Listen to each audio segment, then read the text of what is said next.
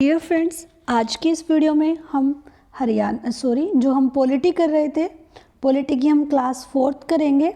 और class 4th में मैं आपको आज पढ़ाऊंगी ड्राफ्टिंग कमेटी। लास्ट जो क्लास की थी हमने, उसमें मैंने आपको वर्किंग ऑफ कॉन्स्टिट्यूशन पढ़ाया था फ्रेंड्स, कि कॉन्स्टिट्यूशन की वर्किंग कैसे हुई थी, सब्जेक्टिव कमिटीज़ में क्या कहा गया था, और रूल्स और रेगुलेशन कमेटी बनी थी, उसने कैसे रूल और रेगुलेशन बनाए थे। ठीक है फ्रेंड्स, तो अब फाइनली डिसाइड हुआ कि एक प्रारूप समिति बनाई जाएगी जो कि ड्राफ्ट तैयार करेगी इंडिया के कॉन्स्टिट्यूशन का।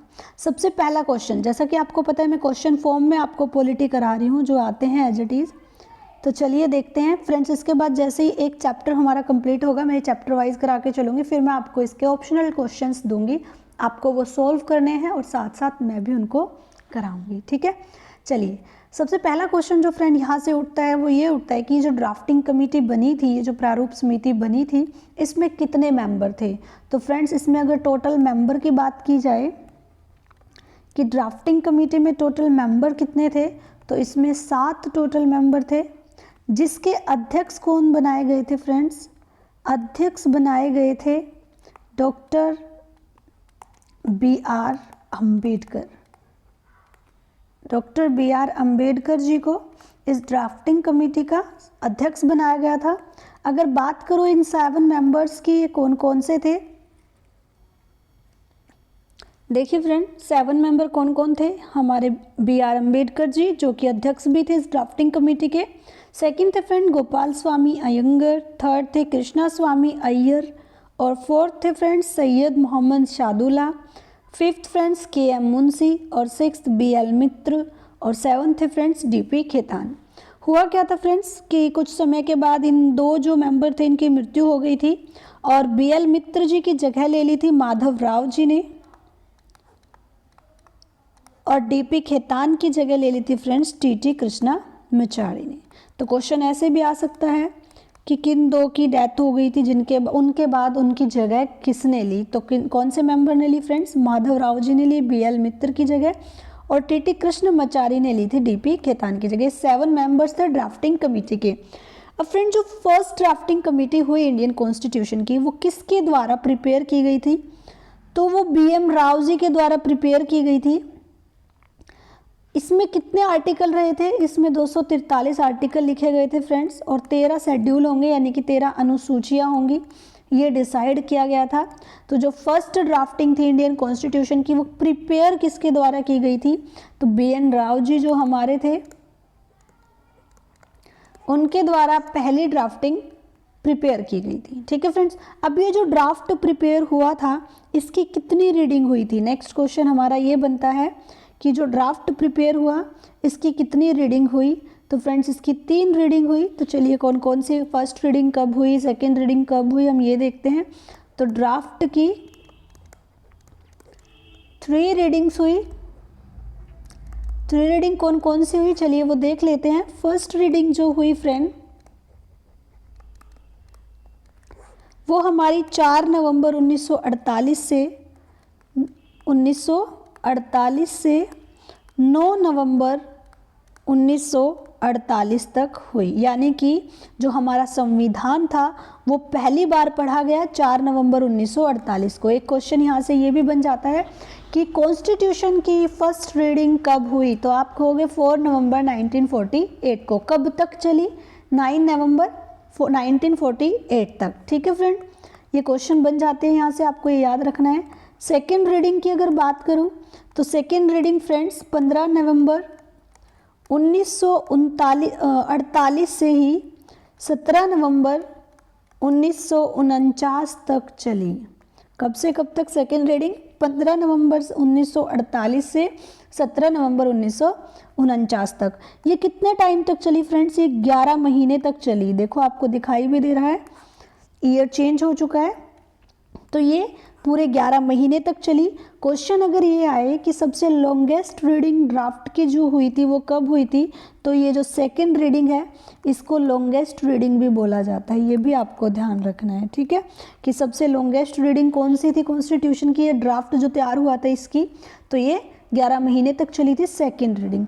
लास्ट बार जब पढ़ा गया फ्रेंड्स तो थर्ड रीडिंग हुई और थर्ड रीडिंग कब से कब तक चली? 26 नवंबर 1949 को लास्ट टाइम थर्ड रीडिंग हुई थी, लास्ट बार पढ़ा गया था और लास्ट बार पढ़ने के बाद इसको एडॉप्ट कर लिया गया था।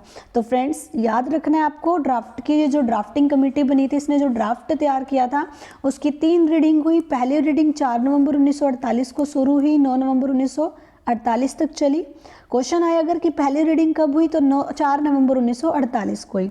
सेकेंड रीडिंग फ्रेंड 15 नवंबर 1948 से 17 नवंबर 1949 तक चली, ये 11 महीने चली, सबसे लॉन्गेस्ट रीडिंग रही। लास्ट बार कब पढ़ा गया फ्रेंड्स? 26 नवंबर 1949 को, और इसके बाद इसको एडॉप्ट कर लिया गया। चलिए आगे देखते हैं। दैट मीन्स अगर आपसे क्वेश्चन पूछा जाए कि हमारा जो संविधान है उसकी लास्ट रीडिंग यानी कॉन्स्टिट्यूशन की लास्ट रीडिंग कब हुई, या ये पूछ लिया जाए कि कॉन्स्टिट्यूशन को एडॉप्ट कब किया गया। फ्रेंड्स एडॉप्ट करने में और एग्जीक्यूट करने में, लागू करने में और उस चीज़ को एडॉप्ट करने में फ़र्क होता है, ठीक है। तो एडॉप्ट तो किया गया 26 नवंबर 1949 को, जब इसकी लास्ट रीडिंग हुई थी। और अगर पूछे कि कॉन्स्टिट्यूशन एग्जीक्यूट कब हुआ, एग्जीक्यूशन में कब आया, हमने इम्प्लीमेंट कब किया, लागू कब किया, तो एग्जीक्यूशन हुई फ्रेंड। लागू कब किया गया आप सबको पता है, 26 जनवरी 1950 को हमारा संविधान लागू हुआ था। संविधान को एडॉप्ट कब किया गया? 26 नवंबर 1949 को, जब इसकी लास्ट और थर्ड रीडिंग हुई थी। और इसको एग्जीक्यूट कब किया गया फ्रेंड्स? जब 26 जनवरी 1950 को।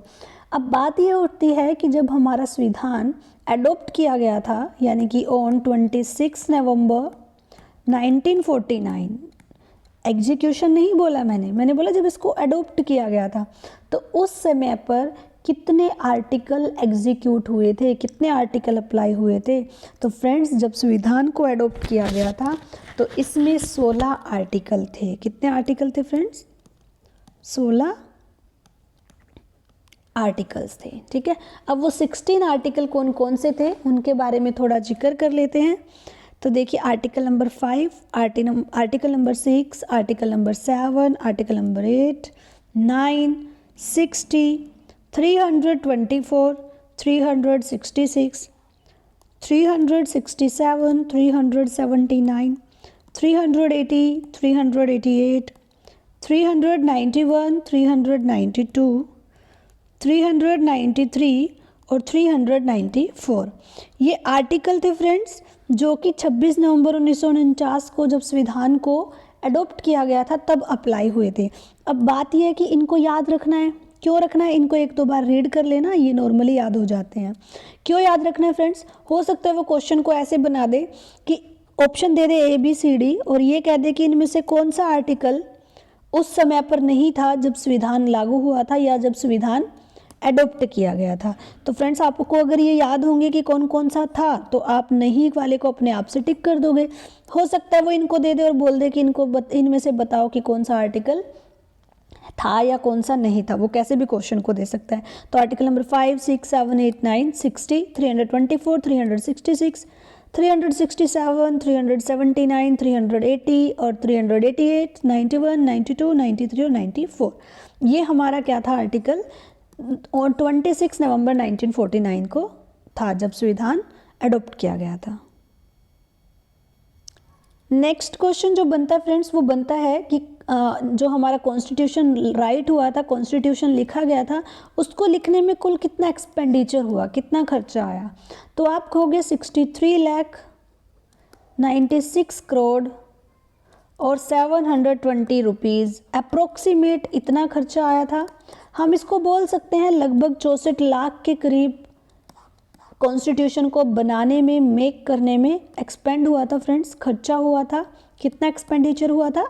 अप्रोक्सीमेट 64 लाख या 63,96 करोड़ 729 रुपीज़। दोनों में से ऑप्शन में जो मिले वो आपको टिक कर देना है। अब बात करूँ कॉन्स्टिट्यूशन को लिखने में टाइम कितना लगा था, तो टाइम लगा था friends 2 year 11 months and 18 days. आप कह सकते हो 2 साल 11 महीने और 18 दिन इतना समय लगा था संविधान को लिखने में। अब संविधान को लिखने में खर्चा इतना हुआ, टाइम इतना लगा। अब नेक्स्ट क्वेश्चन जो इम्पोर्टेंट बनता है यहाँ से कि संविधान लिखा किसने था, तो फ्रेंड्स एक Shanti Niketan school of arts था जिसमें प्रतियोगिता रखी गई कि जिसमें बच्चे की राइटिंग सबसे अच्छी होगी ना वो संविधान को लिखेगा। तो उनमें एक स्टूडेंट होते थे प्रेम बिहारी नारायण रायजादा। कौन होते थे फ्रेंड्स? प्रेम बिहारी नारायण रायजादा। इन्होंने ये जो प्रतियोगिता थी इसको जीत लिया था और इन्होंने ये संविधान लिखा था। फ्रेंड्स, लिखने में कितना समय लिया था? 6 महीने इन्होंने लिए थे। आपको पता है हमारे इंडिया का कॉन्स्टिट्यूशन हैंड रिटन है क्योंकि इन्होंने हाथों से लिखा था ये अपने से, ठीक है। 6 महीने में लिखा था। इन्होंने अपनी एक कंडीशन रख दी थी फ्रेंड्स कि मैं संविधान तो लिखूंगा लेकिन संविधान के हर एक पेज पर मेरे दादाजी का नाम, कि संविधान के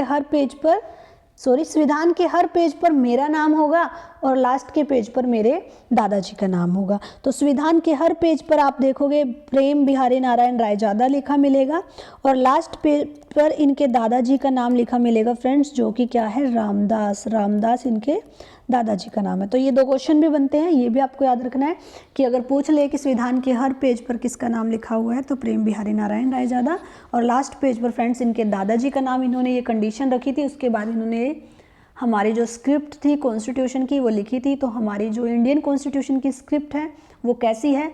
हैंड रिटन है। क्वेश्चन यहाँ से भी बनता है, हैंड रिटन स्क्रिप्ट है हमारी या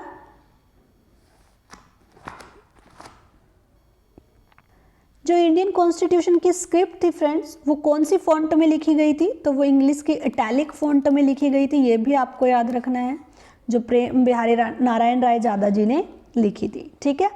अब चलिए कुछ छोटे से क्वेश्चन करा देती हूँ मैं आपको इसी के साथ।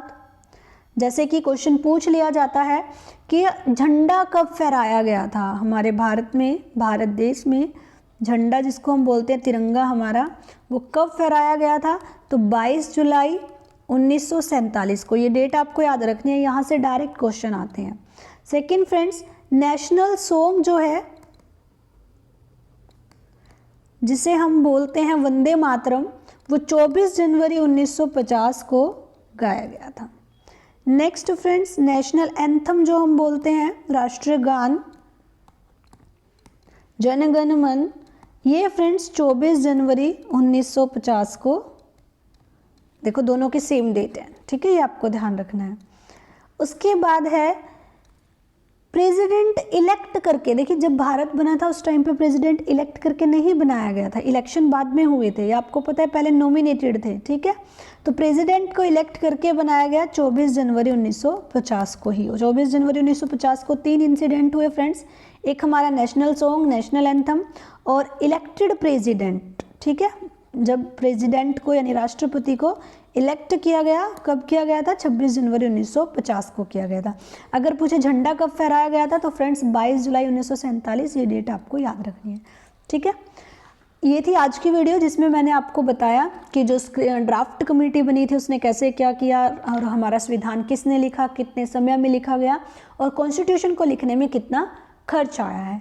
अब उसके बाद मैं आपको जो नेक्स्ट क्लास होगी उसमें पढ़ाऊंगी सोर्सेज ऑफ इंडियन कॉन्स्टिट्यूशन, कि जो हमारा इंडिया का संविधान है वो कहाँ से लिखा गया है, उसमें कहाँ से क्या लिया गया है, कौन से आर्टिकल में जो चीज़ें हैं, जैसे कि हमारे ह्यूमन राइट्स हैं, जुडिशरी है, हमारे देश में कैबिनेट है, post of attorney general, rule of law, ये जितनी भी चीज़ें हैं, कॉन्क्रीट लिस्ट वगैरह, समवर्ती सूची जो हम पढ़ते हैं, ये हमने कौन सी सूची कौन से देश से लिए हैं, हम उसके बाद ये देखेंगे। चलिए आज के लिए इतना ही। आई होप सो आपको वीडियो अच्छी लगी होगी। फ्रेंड्स अगर आपको वीडियो अच्छी लगी है तो वीडियो को लाइक करें, चैनल को सब्सक्राइब करें और बेल आइकन को प्रेस करना बिल्कुल ना भूलें ताकि आपको मेरे डेली वीडियोज़ की नोटिफिकेशन मिलती रहे। इसी के साथ धन्यवाद, बाय बाय।